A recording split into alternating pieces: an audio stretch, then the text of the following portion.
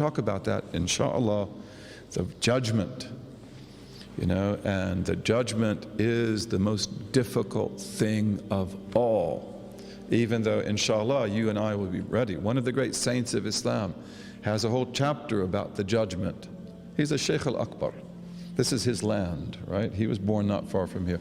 You read that? Well, I read that chapter. I was terrified because he writes about the judgment as if you were there. And it's like, wow, I can't take this. No, you can't. The judgment, the whole earth is flattened. No mountains, no valleys, no trees, no pyramids, no telephone poles, nothing. It's all flattened. All of the islands, all of the continents, all of the subcontinents are all brought together into one huge world. The mountains are flattened. The Himalayas, the Rockies, the Andes, they're all flattened. And the earth is flat, no trees, nothing.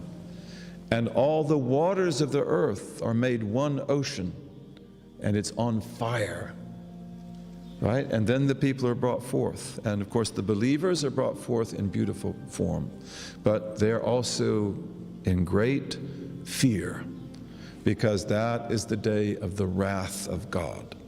His wrath is over everything.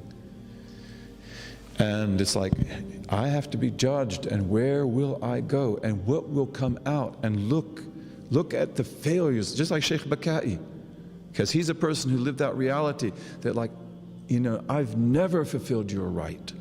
I can't fulfill your right, right? And all the believers will be gathered together under the banner of praise, which is a huge green banner that goes to the east and the west and the south. It's three banners. You can see it from 1,000 miles away or more. It's huge, and that's where the Prophet will be, sallallahu alaihi wasallam. And that's where the companions will be, and that's where the successors will be. That's where the saints will be, and that's where the other prophets will be, and their communities. It's a beautiful story. And then you have the disbelievers and the hypocrites and so forth. And this is the most difficult time of all, and this is where ash-shafa'atul kubra comes in, the great intercession.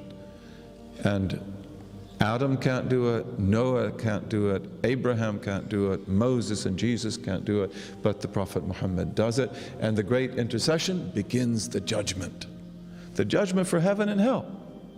And yet, even for the people who will be judged to go to hell forever, they are relieved. They feel relief that they can now get out of the gathering place under the manifestation of the wrath of God and the humiliation of how they ruined their lives, and now go where they deserve to go. Have you ever been to a court?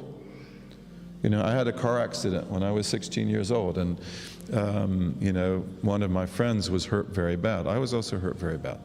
And he sued me, and we weren't friends after that. But, I remember that waiting to get on the judge's stand was hell. I was so nervous, and once I sat on the judge's stand, I lost the case, right? But that was relief.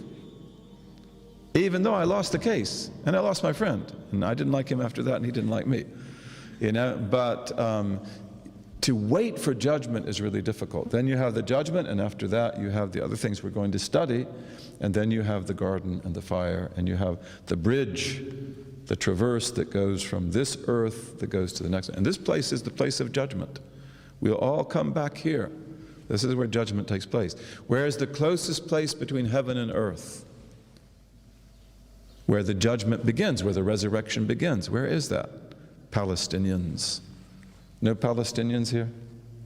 Jerusalem. Jerusalem is the closest place between heaven and earth. It's where the malakut and the mulk come together. And that's where the resurrection begins. Okay.